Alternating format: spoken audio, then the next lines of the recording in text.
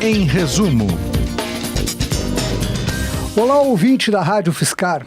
Estamos dando início a mais uma edição do programa Em Resumo, um programa criado, desenvolvido, produzido e apresentado por nós aqui, a equipe da Rádio Fiscar, que tem como finalidade discutir pesquisas, investigações, trabalhos feitos nas universidades públicas aqui da cidade de São Carlos e da região, como a USP, a Federal, o Instituto Federal, a Unesp, enfim, pesquisas e atividades que são feitas que de alguma forma interferem no nosso dia a dia, quer seja numa perspectiva de curto, médio ou longo prazo.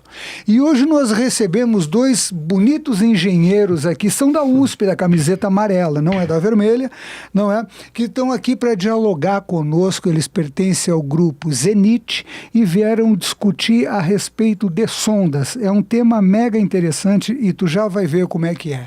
Eu estou recebendo o Leonardo Fernandes, do curso de Engenharia de Materiais, e o Danilo Barbosa, do curso de Engenharia da Computação. É isso aí? Exatamente. Meninos, obrigado por aceitarem o convite da gente. Tá? Nós achamos bacanaço o trabalho de vocês e gostaríamos de começar a nossa conversa pensando no seguinte. Vocês desenvolvem um tipo de pesquisa, eu chamo de pesquisa de ponta, porque ela está tratando com algo que não somente envolve o desenvolvimento tecnológico que a ciência nos permitiu até esse momento, tá? Mas é ela que efetivamente projeta outras investigações, outras pesquisas e mesmo outros campos onde você possa pensar formas de vida, sobrevivência do planeta, já que nós estamos quase com a lotação do trem cheia, né? Não tem mais onde pôr gente, não tem recurso para tudo, enfim, tem essa confusão toda. Bueno, eu peço para vocês me fazerem primeiramente, para nós, para o ouvinte sobretudo, uma apresentação do Grupo Zenit, como se constituiu, quais as pesquisas desenvolvidas, quais as áreas que estão envolvidas com o trabalho de vocês, por favor. Claro. O Grupo Zenit, ele surgiu já faz uns anos, lá no começo de 2013, com esse intuito de trazer a engenharia aeroespacial para alunos aqui de São Carlos, né? Perfeito. Primeiramente surgiu na USP, né, com alguns alunos ali da mecatrônica, e a engenharia aeroespacial não é muito abordada no Brasil, né? A gente tem poucos cursos de graduação, inclusive na área, né? Umas 3, 4 universidades aí que oferecem.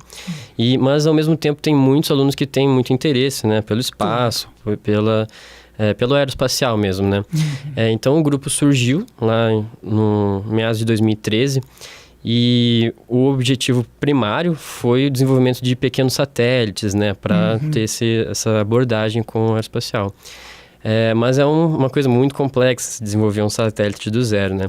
Então foi aí que surgiu a ideia, a oportunidade de desenvolver as sondas estratosféricas, né? E a estratosfera é um ambiente maravilhoso para trabalhar com o espacial. É um ambiente hostil pra caramba, assim, todas as variáveis ambientais, né? Temperatura, pressão, radiação principalmente. Isso foi um dos principais motivos que levou o Grupo Zenit a fazer uma parceria com um pessoal que estuda astrobiologia. Perfeito. E é justamente isso que você estava falando, o estudo de sobrevivência, né, dos organismos terrestres em ambientes extremos, né, que vai ser essencial esse estudo para, por exemplo, colonização de Marte, né, a viagem do ser humano para outros planetas. É muito importante a gente entender o comportamento de organismos nesses ambientes extremos, né? E essa parceria surgiu com esse objetivo de estudar esses organismos na estratosfera, né? Que, como eu disse, é um ótimo ambiente para fazer esse tipo de teste, né? Bacana, bacana. Bom, as sondas científicas, vou perguntar para o Leonardo. E as sondas científicas, quais são os trabalhos desenvolvidos? Quantas foram lançadas? Não é? Que resultados você tem assim desses lançamentos? Inclusive pensando que uma menina ou um menino que está prestou o Enem, vai passar e vai escolher a vaga, de repente vai se interessar pelo grupo de vocês, pelo tipo de pesquisa. Primeiro eu te pergunto sobre as sondas científicas. Quais são os trabalhos feitos e os resultados obtidos até aqui? Bom, nas sondas científicas, a gente já fez lançamento de 3 sondas científicas. Daqui de São Carlos. Daqui de São Carlos. Legal. Um lançamento a gente fez de Itápolis, foi de Itápolis? A gente fez lá de Itápolis, que a gente teve um problema com a autorização da Força Aérea, que a gente precisa fazer uma simulação E tava caindo muito perto de Pirassununga, era muito perto da AFA, então a gente teve que lançar de outra cidade. Perfeito. Mas a gente já lançou 3 sondas científicas, e nessas sondas, o grupo ele desenvolve toda a parte de engenharia da sonda, toda a parte estrutural, a parte de isolamento térmico, toda a parte dos componentes eletrônicos, de como a gente vai conseguir ter uma comunicação, como a gente vai armazenar os dados, tudo isso é desenvolvido pelo grupo. Tudo a parte de simulação, de onde a sonda vai cair, como que vai ser o voo dela, tudo isso a gente que desenvolve. E na parte de experimento dela, a gente tem uma parceria com o pessoal do Laboratório Nacional de Luz Síncroton, lá de Campinas, que é um laboratório tem uma estrutura muito boa. E eles da Unicamp? Ele é do CNPEM. CNPEM. É do CNPEM. O laboratório do CNPEM. E eles têm um núcleo de astrobiologia. Então a gente costuma mandar nessas sondas um tipo de bactéria que é considerado extremófilo. Ou seja, eles conseguem viver em situação extrema de temperatura, pressão, radiação. E a ideia é que na estratosfera você simula, assim como o Danilo comentou, muito bem as condições de Marte.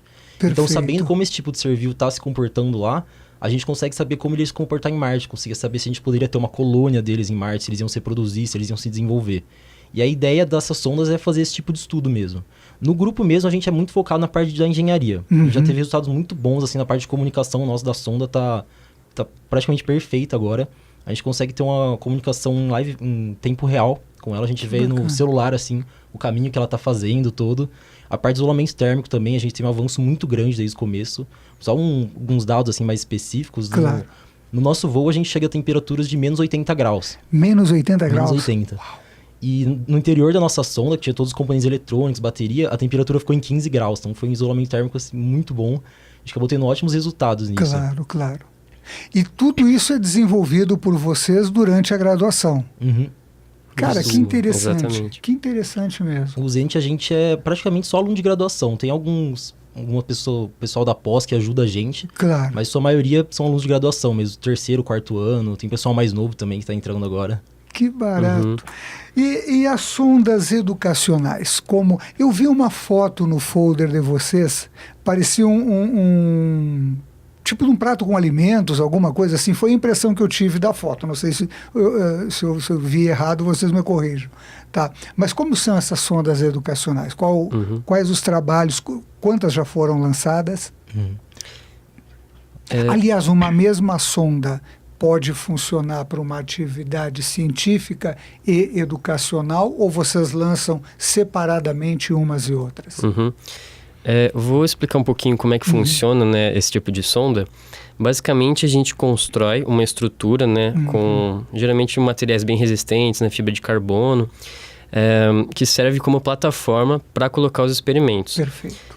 Nas científicas, a gente procurou desenvolver uma plataforma, uma sonda, que fosse bem modular. Então, dependendo do experimento, a gente consegue modificá-la para servir melhor aquele experimento em específico. Perfeito. As educacionais, elas vêm de uma outra vertente do grupo, que é a extensão, né? Um grupo de extensão, um dos objetivos é levar o conhecimento para a comunidade, né? E a estratégia que a gente usou foi a abordagem de escolas, né? Crianças, então como que funciona... Isso eu vi, achei muito bacana. Como é que funciona essas sondas educacionais? A gente abre um edital, então todo mundo do Brasil inteiro pode se inscrever nas escolas, e as escolas propõem experimentos realizados pelos próprios alunos, e aí tem um dia, né, que a gente chama de Sábado Aeroespacial, né, que ocorre no Campus 2 da USP. E nós lançamos esses experimentos projetados pelas próprias crianças, né? E isso é uma coisa maravilhosa. Claro, a gente que lindo.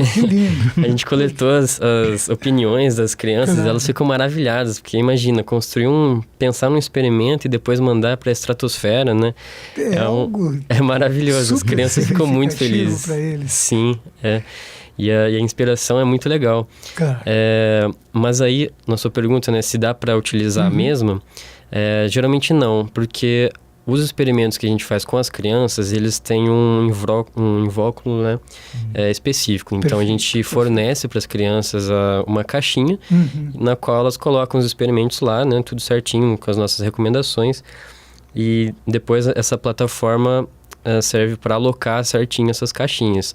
É diferente das sondas científicas, que aí são mais específicas para alguns experimentos, que aí precisam de uns porta-amostras mais complexos e tudo mais. Perfeito. E vocês trabalham também com os nanosatélites, tá? O que seria um nanosatélite e que tipo de informação ele faz a coleta e traz para vocês ou encaminha para o grupo? Bom, o nanosatélite, ele, por mais que seja nano, ele não é uma coisa tão pequena assim, igual todo mundo pensa. Claro. A categoria dele, se eu não me engano, ela vai de 1 kg até 100 kg de nanosatélite, se eu não me engano. O nanosatélite pode ter até 100 pode quilos, até ter 100 quilos. Tá. A gente especificamente trabalha com um tipo de nanosatélite que chama CubeSat, que é um cubinho. Ele é um cubinho que tem uma aresta de 10 centímetros. Então ele é um satélite que é um cubinho de aresta de 10 centímetros. Aí você pode ir empilhando esses cubinhos. Cada um deles a gente chama de 1U. A gente fez um 2U, que é um satélite que ele tem 10 por 10 centímetros na base e 20 de altura. Certo. E esse satélite você tem diversas missões que você pode cumprir com eles. A gente fez ele especificamente para um campeonato que aconteceu no INPE, que é o Instituto Nacional de Pesquisas Espaciais. Mas hoje você tem diversas missões acontecendo com CubeSats. Por exemplo, você tem missões de mapeamento de alguma área agrícola. O pessoal faz CubeSats para tentar analisar as áreas que estão tendo queimada, avisar o produtor rural que está trabalhando nessa área para saber como está acontecendo. Tem uma missão lunar brasileira que está em desenvolvimento, inclusive é um grupo parceiro nosso. E a ideia deles é mandar um CubeSat para orbitar na Lua e fazer estudo de astrobiologia também. Esse estudo que a gente faz aqui, fazer um estudo com uma órbita um pouco maior, que a gravidade da Terra não vai interferir tanto, também tirar foto do lado escuro da Lua. Então, CubeSats, eles são bem abertos, eles têm um padrão que você precisa cumprir de design dele, de peso, algumas especificações, mas o tipo de missão vai depender do que as pessoas querem estudar mesmo. Ele é bem aberto, sim, para esse tipo. Então, tem infinitas missões que a gente pode fazer. Que interessante. Tu estava falando, eu estava pensando numa coisa. A gente tem uma área desmatada na Amazônia muito grande, não é? E, lógico, isso interfere com uma série de questões.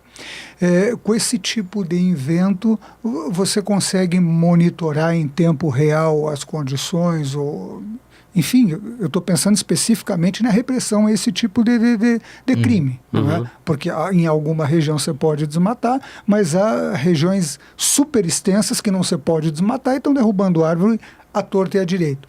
Então, com o nanosatélite, você pode fazer acompanhamento real de determinadas regiões e tal.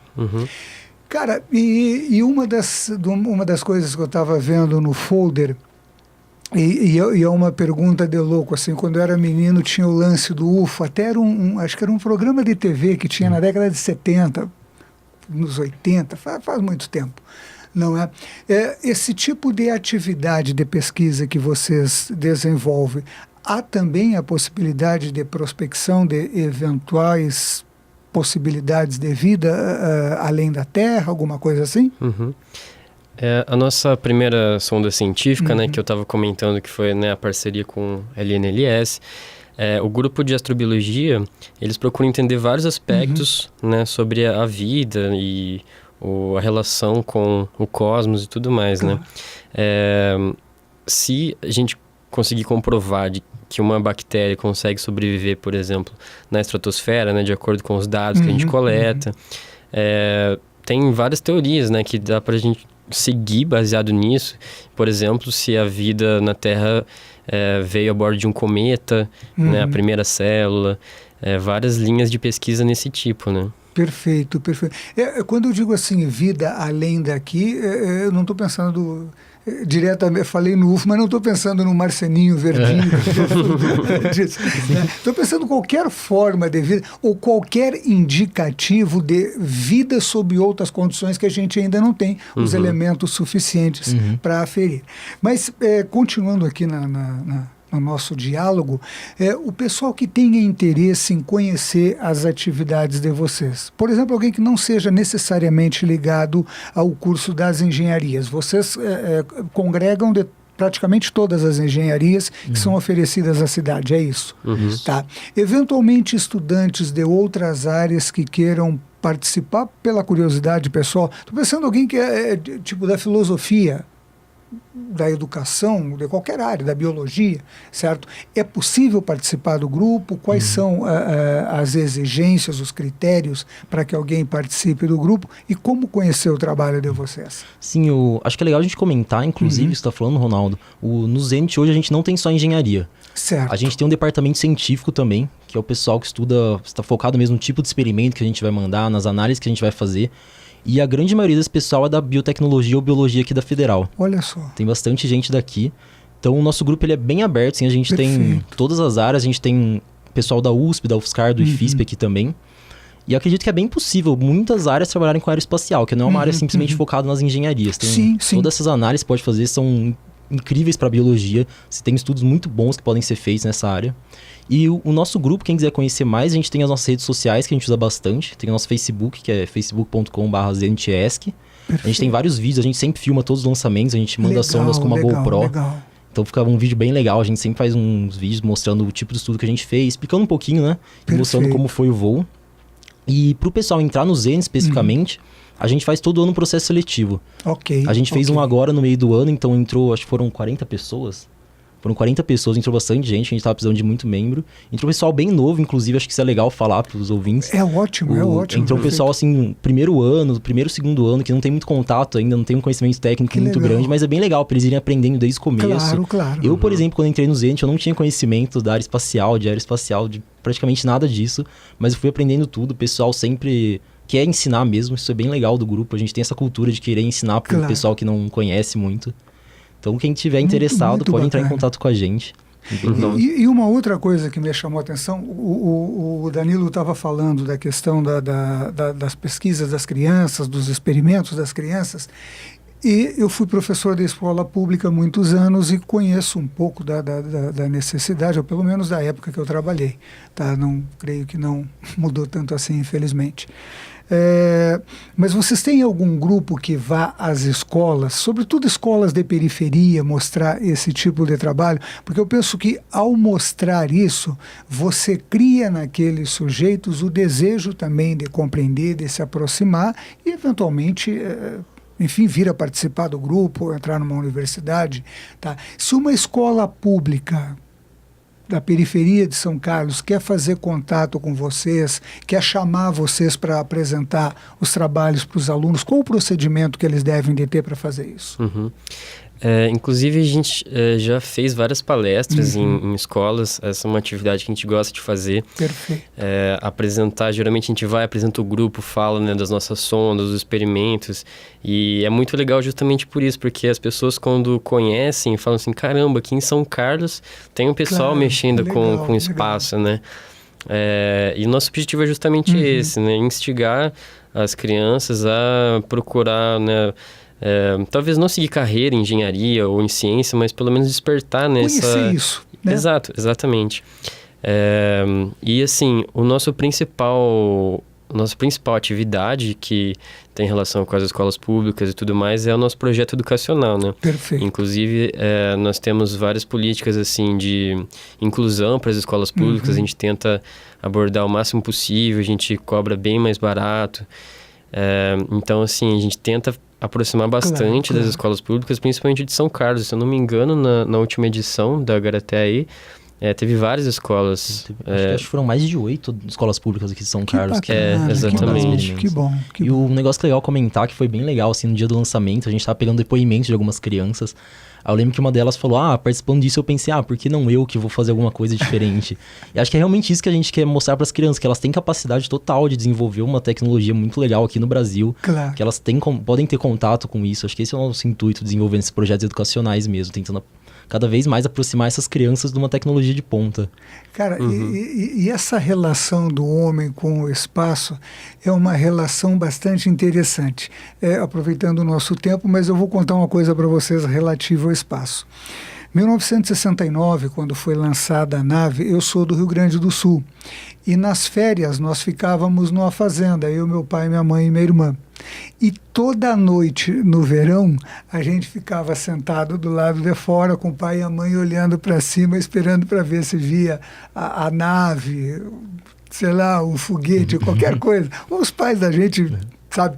Mas sempre essa curiosidade com isso, né? O que tem lá para cima? Então, se elevar esse tipo de desejo de compreender, de conhecer, de aventura mesmo, de fazer uma graduação, sei lá, ser um astronauta, não sei, alguma coisa, sabe? Eu acho que isso dá à educação uma dimensão bastante significativa. Sobretudo, você desenvolve esse tipo de trabalho numa cidade como São Carlos, de repente você se depara com escolas que as pessoas não sabem que isso é feito aqui na universidade. E não é feito pelo cientista professor. né? É feito pelo estudante que ainda não concluiu a graduação e está desenvolvendo um trabalho que tem um profundo valor científico e educativo. Muito interessante isso. E me diz uma coisa, vocês ganharam alguns prêmios, não é? Quais foram? Qual era o evento? Quais os eventos?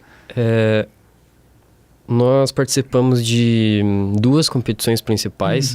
Uma é uma competição muito legal, realizada a nível mundial, organizada pelo pessoal do MIT, de lançamento de balões estratosféricos, né? Então, equipes do mundo inteiro preparam seu lançamento, né? E tem um prazo para fazer o lançamento. E aí a gente escreve relatórios, tira foto, coloca todos os dados, né, que a gente obteve. E a gente manda todos esses relatórios lá pro pessoal da organização. E aí eles avaliam, né, quais foram os que cumpriram lá os critérios e tudo mais. E nessa competição a gente já ganhou o 2º lugar mundial de melhor experimento científico. Isso foi na Garatea 2 em 2016.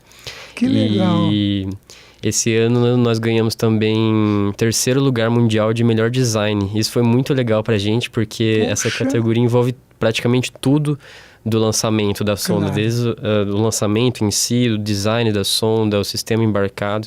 E foi tudo desenvolvido pela gente mesmo.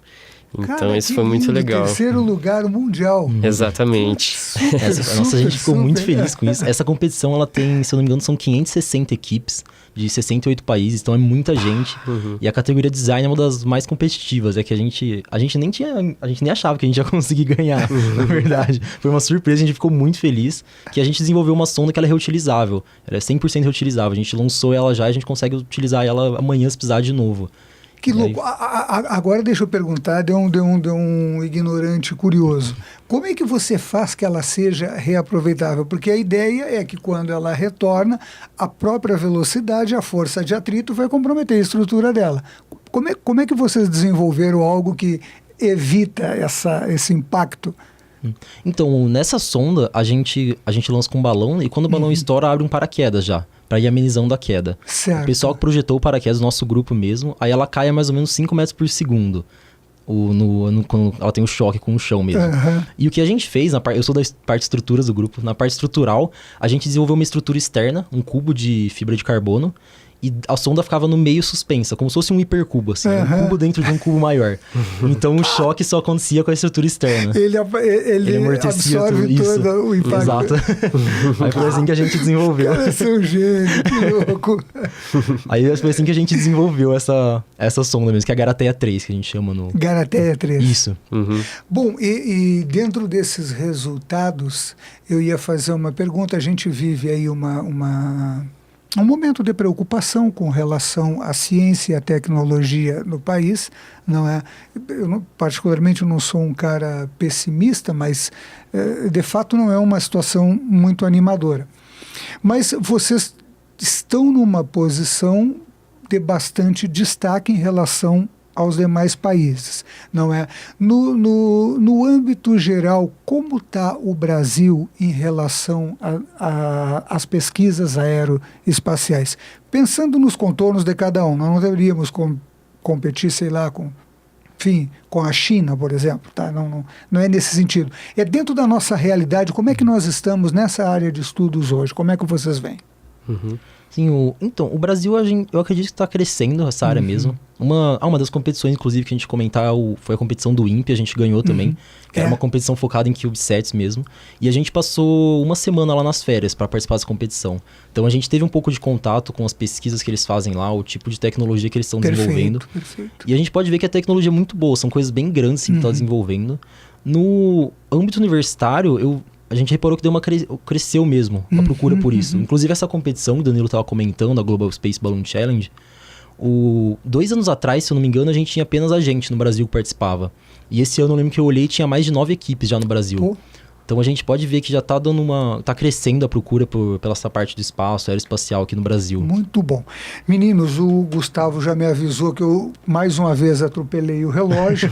Não é? Eu agradeço vocês por terem vindo aqui, por esse bate-papo super agradável.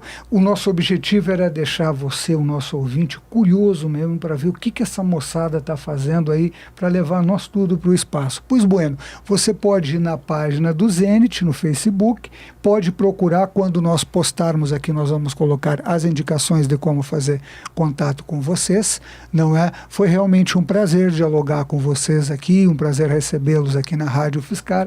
E se tu chegou e o programa já tinha começado, não fica grilado não. Vai no teu computador, digita www.radio.ufscar.br, na aba podcast tu encontra não só este quanto toda o resto da programação da Rádio UFSCar lá disponibilizada. E, mais uma vez, eu sugiro que quem não tem o aplicativo, baixe para o seu celular, porque é gratuito em primeiro lugar. Segundo, que dá para acompanhar toda a programação da rádio em tempo real. E terceiro, que você pode concorrer a ingresso para o cinema com acompanhante, ingresso para show de rock, show de teatro, show de dança, enfim, uma série de coisas que é do interesse e do incentivo da cultura. Um grande abraço a todas e todos e até a próxima edição. 95,3 FM.